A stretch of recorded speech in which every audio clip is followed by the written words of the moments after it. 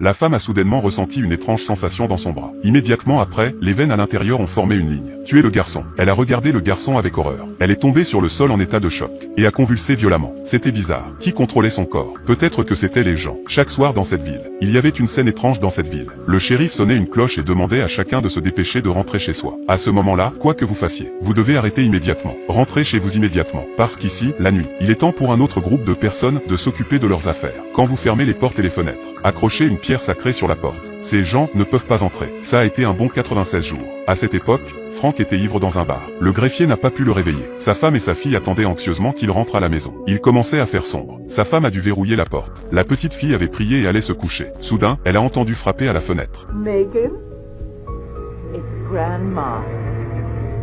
Come to the window. Malgré les avertissements de ses parents. Mais la curiosité a eu raison d'elle. La fille est allée à la fenêtre de toute façon. Il y avait en effet une vieille dame à l'extérieur. Mais ce n'était pas la grand-mère de la fille. Elle n'arrêtait pas de contraindre la fille à ouvrir la fenêtre. La mère le voit et tente de l'arrêter avant qu'il ne soit trop tard. Le jour suivant, quand Frank est rentré à la maison en étant sobre, il a vu une foule de gens devant sa maison. Inconscient de cela, il en a même fait une blague. Le shérif s'est alors approché de lui, furieux. What'd I tell you, Frank? It got late and I didn't... You got kids? You nail the window shut.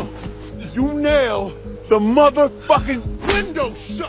Finalement, le shérif l'a traîné dans la maison. On lui a montré les conséquences de sa consommation d'alcool. Quand il a vu sa femme et sa fille, les corps rongés de sa femme et de sa fille, Frank souffrait beaucoup. Mais c'était entièrement de sa faute. Ce n'était pas la première fois qu'il était ivre et ne rentrait pas à la maison. Le shérif aurait pu lui tirer dessus. Après s'être calmé, il a dit à son homme Kenny de le ramener au poste. Puis la mère et la fille ont été enterrées. Et avec un prêtre officiant, les habitants leur ont rendu hommage. Mais quand le shérif est revenu au poste, Frank a proposé de laisser le shérif, pour que le shérif le mette à mort, dans la plus hideuse cage en acier de la ville. Cet homme était sur le point d'être mis à la punition la plus sévère de la ville. Et c'était de le mettre dans cette cage. Mais n'est-ce pas juste une petite pièce sombre? Qu'est-ce qui en fait le plus dur? Mais d'après l'expression du visage de Frank, je savais que ce n'était pas si simple. La nuit tombe. Frank est dans sa cage. Il est d'une humeur tourmentée, comme s'il attendait que le moment vienne. Soudain, il y a eu un étrange bruit de voix à l'extérieur. Un par un, les hommes se sont approchés de la cage. Frank savait ce qu'il attendait. Ses émotions étaient en train de s'effondrer. Finalement, il s'est assis sur le sol et a fermé les yeux.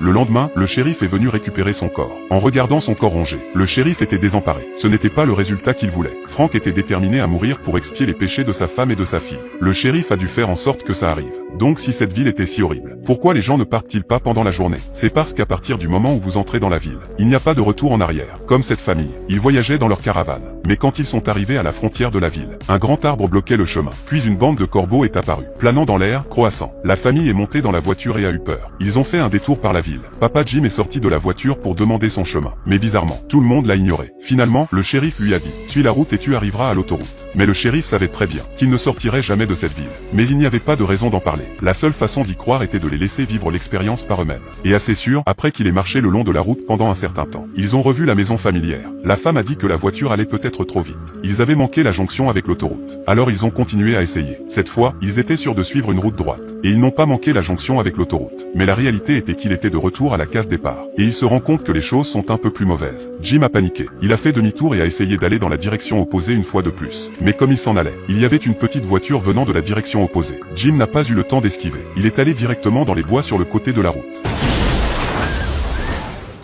La famille a été gravement blessée. Le conducteur de la voiture a également été gravement blessé. Mais heureusement, il était encore capable d'appeler à l'aide. Il a trouvé l'officier de police qui mettait en place un barrage routier. Il lui a expliqué la situation. Le shérif a dit à Kenny d'emmener l'homme à la clinique de la ville. Il s'est rendu sur les lieux de l'accident. Peu après, les hommes de Zion sont arrivés. Ensemble, ils ont sauvé la mère et la fille. Mais la cuisse du plus jeune fils a été perforée par une barre de fer. Il a dû être traité sur place. Il n'a pas pu être déplacé pendant un certain temps. Mais il ne restait que 40 minutes avant la nuit. D'ici là, la forêt sera peuplée de monstres mangeurs d'hommes. Pour sauver tout le monde, le shérif prend une décision audacieuse. Il a dit à l'équipe de secours de ramener la mère et la fille en ville. Il est resté ici avec le docteur et Jim pour la nuit, pour sauver le petit garçon. Au fur et à mesure que la nuit avance, le shérif a sorti la pierre magique. Mais personne ne sait, dans cette situation, la pierre les garderait-elle en sécurité? Le shérif a ouvert les rideaux, terrorisé. Il a vu le plus léger aperçu d'un homme dans la forêt. Ce qui devait arriver arriva. On a vu de plus en plus des hommes s'approcher de la caravane. Ce n'était pas tant des personnes, c'était plutôt des monstres. Juste à ce moment-là, le garçon blessé a soudainement eu des convulsions. Le docteur et Jim ont travaillé ensemble pour le stabiliser. Soudain, on a frappé à la porte. Jim pensait que c'était les sauveteurs qui revenaient. Il est allé ouvrir la porte. Le shérif l'a arrêté immédiatement. Dites-lui que ces gens dehors ne sont pas humains. Ils parlent juste pour vous embrouiller, pour que vous tombiez dans le panneau. Jim était à moitié convaincu, mais il n'a pas fait d'autres mouvements. On entend de plus en plus parler et frapper à la porte. La femme médecin devenait de nouveau nerveuse. Le shérif l'a rassurée en lui disant qu'elle était protégée par la pierre, tant qu'elle n'a pas ouvert la porte volontairement. Il ne pouvait pas entrer. Elle lui a dit de se concentrer sur le sauvetage de l'enfant. La femme médecin a lentement retrouvé son calme. Les trois hommes ont travaillé ensemble pour tirer la barre de fer, lentement de la jambe du garçon. Heureusement, le processus s'est déroulé en douceur. Le garçon est hors de danger. D'autre part, l'équipe de secours a emmené la mère et la fille sur leur chemin vers la ville. Les pneus ont été percés par un barrage routier. L'équipe a dû courir vers la ville en s'aidant mutuellement. Ils ont réussi à atteindre la villa. Ils ont frappé frénétiquement à la porte. Mais les gens à l'intérieur ont hésité, parce qu'ils ne savaient pas s'ils étaient humains, ou des monstres déguisés, et juste à ce moment-là, un autre groupe d'hommes est apparu sur le côté du couloir. Kenny est arrivé et a tiré sur l'homme de tête. Mais il n'a pas été blessé. Mais les hommes à l'intérieur ont fini par ouvrir la porte. Le groupe s'en est sorti avec la vie sauve. Mais c'était une nuit. Mais ce n'était pas une nuit tranquille dans la clinique de la ville. D'abord, le conducteur qui avait été secouru dans la journée a été tué. Et le tueur était Sarah, une serveuse du restaurant de la ville. C'était comme si quelque chose avait pris le contrôle de son esprit. Elle suivait les ordres. Elle tue l'homme avec un tournevis et ensuite elle prend un scalpel et détruit le corps. Mais l'horreur ne fait que commencer. Le soignant de la clinique, après avoir installé un homme âgé atteint de